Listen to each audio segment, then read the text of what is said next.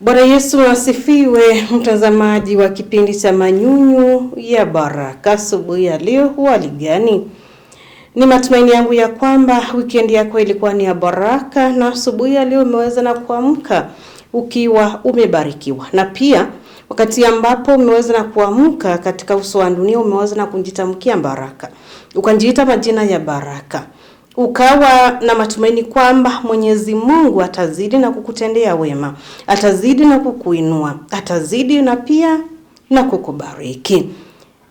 Asubuhi ya leo karibu sana katika kipindi cha Manyunyu ya Baraka, na karibu sana katika hiki kipindi hii wiki yote, kila siku, kila asubuhi utakuwa unapokea neno la Mwenyezi Mungu la kukujenga, kuendelea na kukuinua kiroho, kuendelea na kukuongezea nguvu, na pia utakuwa unapokea maombi kutoka kwa mtumishi yule ambaye utakuwa naye hii wiki yote, ambayo naamini kwamba kila asubuhi yatakuwa yanajenga maisha yako, yanajenga roho yako, yanakuinua. Pia ni maombi ambayo yatakuwa hata yanakutengenezea siku. Mimi hapa ni Pastor Lucy Michael nikikwambia kwamba asubuhi ya leo karibu sana. Hii wiki yote karibu sana. Kuanzia leo tutakuwa na Pastor Ruth Sami kutoka kanisa la ABC Katangi Sub Pastorate, Wamunyu Pastorate, Machakos Sub Headquarters. Karibu. Basi wapenzi watazamaji, naomba kuchukua fursa hii kuwasalimu katika jina la Yesu Kristo. Bwana Yesu asifiwe. Naomba kuwakaribisha kwa mwaka mpya kwa kipindi hiki cha Manyunyu ya Baraka, ili tuweze kuandamana pamoja mpaka wakati wa Mungu mwaka huu wa 2026, na tutaenda kusoma neno la Mungu katika waraka wa Wagalatia sura ya 6 mstari wa 4 hadi mstari wa 5, na nitasoma.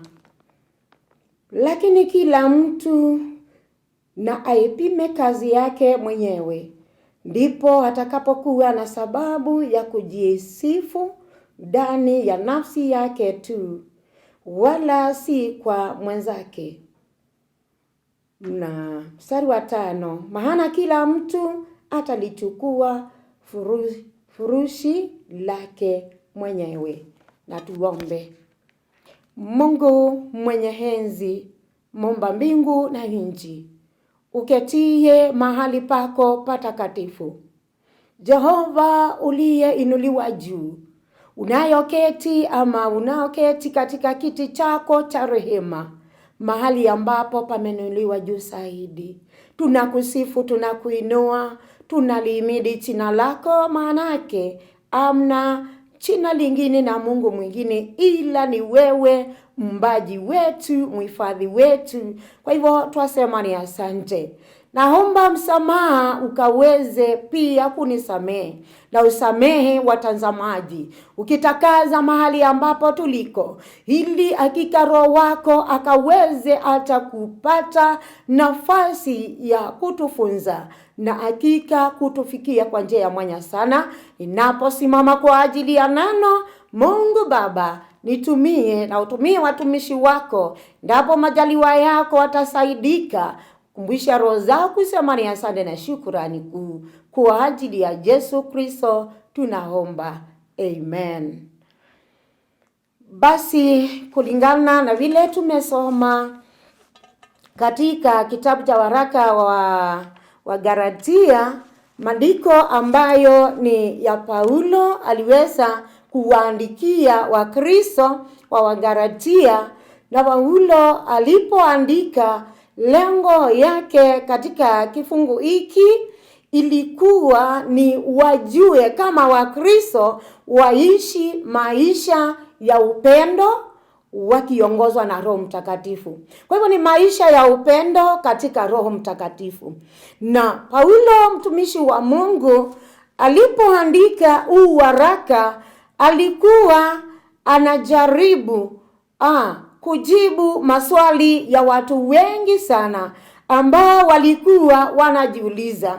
Na kulingana na vile mwaka jana tuliweza kuenenda katika roho wa Mungu, na katika mwaka mpya sana sana kwa kanisa la African Brotherhood Church tuliweza kusoma hiki kifungu cha 6, kwa maana ni kifungu pia cha maana sana. Manake ni kifungu cha kujipima na ni kifungu cha kujihoji. Kwa hivyo jambo la kwanza tunapoongea mambo ya mwaka jana ni ya kujipima. Ujipime na ujihoji. Ulipoanzia tangu Januari, uliweza kumwishia Mungu? Uliweza kufanya mambo yapi kwake Mwenyezi Mungu na kwa watu wa Mungu? Kwa hivyo tunaposoma tu hapo, maandiko yanasema ya kwamba mstari wa 4 unasema, lakini kila mtu aipime kazi yake mwenyewe. Bwana Yesu asifiwe. Ulianza Januari na Mungu, ukayafanya mengi ambayo yalikufurahisha, pia nami yakanifurahisha. Ulipoyafanya kwake Mwenyezi Mungu, hakika yalimpendeza, yalikufanya wewe umbarikiwe, yaliweza hakika kufanya wewe uinuliwe. Endapo ni ombi uliomba ilijibika, na endapo ulijibiwa kweli, unapaswa pia hakika kupima na ujiinue na kwa ajili ya Yesu Kristo, kama vile Paulo alisema anajifunia kwa ajili ya huyo Yesu, akikumbuka yale Mungu alimfanyia. Tena niko na jambo la pili, ya kwamba kila mtu aipime kazi yake. Kuna ile kazi kulingana na kipawa kile uko nacho, ulipewa na Mungu. Uenda ikawa umepewa kipawa cha kuomba, cha kuhubiri, umepewa kipawa cha hakika kutoa fedha zako, na pia kupea wengine wako na mahitaji, na hata mambo mengi sana, na vipawa viko mbalimbali. Kwa hivyo endapo umepewa kipawa, umefanyia hiki kipawa kazi, na endapo ulifanyia kazi, ulifanya kwa watu wa Mungu, ulikuwa na roho ya aina gani? Kuna watu wanapewa kipawa ili waweze kufanyizia kazi, na ukienda kwa watu unaanza kujiinua, unaanza kudai, na unafanya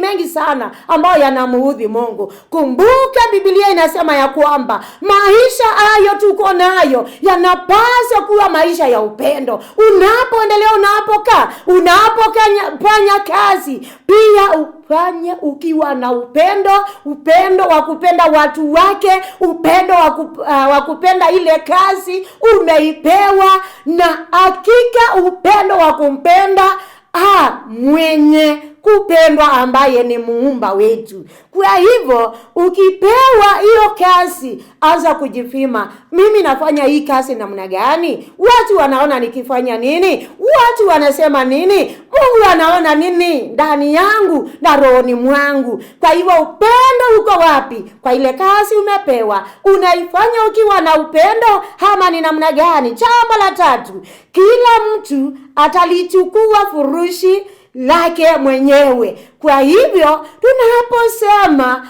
tuhoji kazi zetu, na tusianze kujidai, tusianze kujiinua, tujue ya kwamba tunapaswa kupima vile tunaendelea. Na jambo la mwisho, tunapima ni kwa nini? Kwa maana kuna wakati unakuja, wakati wake Mwenyezi Mungu, ambapo utabeba mzigo wako mwenyewe. Unafurushi kulingana na ile kazi umefanya, unafurushi kulingana na yale yote uliyafikiria, na huenda ikawa yampendezi Mwenyezi Mungu na yapendezi watu wa Mungu.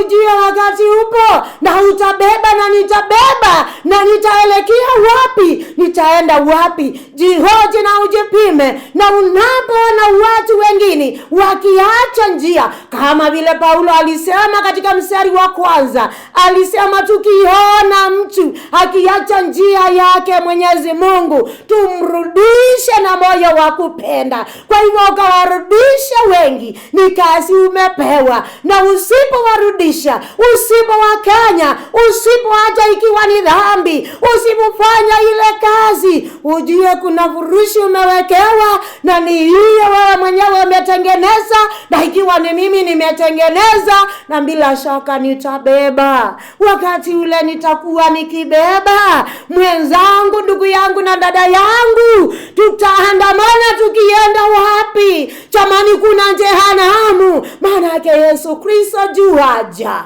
Kwa hivyo ujue ya kwamba unapaswa kujua yale maisha unayomwishia Mungu. Kwa wakati huu tumeanza mwaka mpya, anza maisha mapya, maisha ya upendo.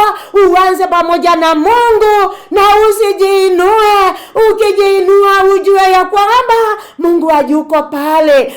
Hakika usipowapenda unawachukia. Mungu hakika anaona. Na tafadhali tuache hayo yote, hayampendezi Mwenyezi Mungu na hayamfurahishi. Come on, we are you. Mungu anaongea nawe, umrudie yeye na urudie watu wake Mwenyezi Mungu, na hivyo basi utainuliwa, tutainuliwa. Ukiwapenda utapendwa na Mungu. Bwana na alibariki neno lake. Amina. Ni asante Yehova Mungu, ni kwa ajili ya neno lako limenena nasi sisi sote tulio na uhai, likituambia ya kwamba maisha ambayo tunapaswa kuanza kama mwaka ni mpya ni maisha ya kutembea na Roho Mtakatifu, tukijawa na upendo mkuu kama vile wewe Yesu Kristo ulivyotangulia na upendo, ukatupenda Mungu wetu, watu ambao hakika hawakuhesabika. Kwa hivyo Yesu Kristo mwana wa Mungu, ukatuongoza, tusaidie kupima yale ambayo tunayafanya, tunayatenda, tunayafikiria Mungu wetu kwetu na kwa watu wako. Enenda pamoja nasi ukitukumbusha ya kwamba tujue ya kwamba furushi iko, na endapo ni ya dhambi tunapaswa kuacha. Tukiacha tukuchukua Yesu Kristo, na hakika uenende pamoja nasi. Asante. Bariki mtazamaji mahali popote aliko, ukikumbuka hitaji lake, na hivyo basi akisema ushukuriwe, nasi tunasema uhimidiwe. Katika Kristo Yesu tunaomba. Amen. Usiishi kwa kupima maisha yako kwa wengine, bali asubuhi ya leo tumeweza na kuhimizwa kwamba tunafaa kutembea katika uaminifu, katika wajibu wetu mbele za Mwenyezi Mungu. Wacha mambo ama kazi ya kujipimanisha na wale wengine. Pima kazi yako kwanza. Ukipima utaweza na kujua ni wapi ambapo unafaa kutia bidii, unafaa kunjikaza. Usijipime na yule mwingine. Wakati ambapo unajipima na yule mwingine, unaweza kiburi kinaweza katawala maisha yako, na tena unaweza ukakata tamaa. Maana sisi wote hatutoshani.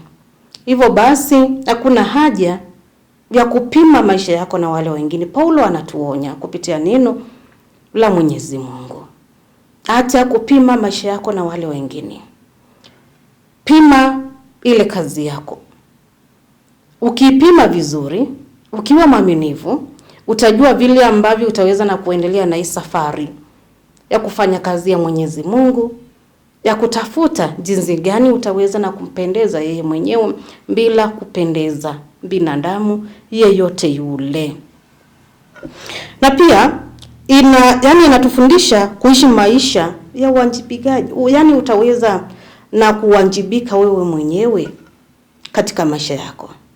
Sio mtu mwingine akaweza na kuwajibika, na ujue kwamba kila mtu ataweza na kubeba mzigo wake. Mbele za Mwenyezi Mungu utatokea ama utatokelezea wewe mwenyewe. Utaweza na kukiri na ulimi wako wewe mwenyewe, sio kupitia kwa mtu mwingine. Hata kama mnakaa naye namna gani, wewe peke yako utapiga goti mbele za Mwenyezi Mungu katika kiti cha hukumu, wewe peke yako. Hivyo basi njifundishe kupima kazi yako wewe mwenyewe, na uwe unawajibika kwa sababu ya maisha yako kila siku, sio kwa sababu ya kunjipima na mtu mwingine pale kando. Pasa tumeshukuru sana ni kwa sababu hilo fundisho. Mwenyezi Mungu na akubariki, azidi na kukuinua. Tupatane hapo saa 3:30 usiku ili tukaweza na kubarikiwa tena kupitia marudio ya hiki kipindi. Shalom.